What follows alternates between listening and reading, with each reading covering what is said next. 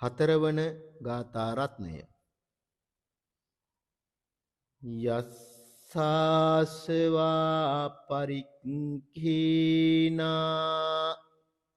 ආහාරේච අනිස්සිතෝ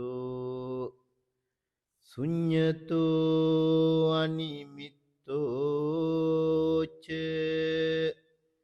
විමුක්ඛෝ යස්ස ගෝචරෝ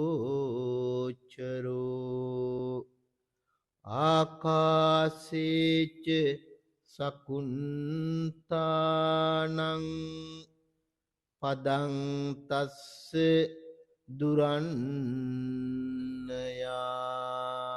ආශ්‍රවයන් මුලිනු පුටා දැමුවා වූද ආහාරයේ ලොල් නොවුන වූද ශුඤ්ඤත අනිමිත්ත යන දෙආකාර වූ නිවන අරමුණු වූද රහතන් වහන්සේලාගේ ගමන් මඟ අහසේ පක්ෂීන් ගිය ගමන් මඟ මෙන් කිසිවෙකුටත් දැනගත නොහැකි වන්නේය.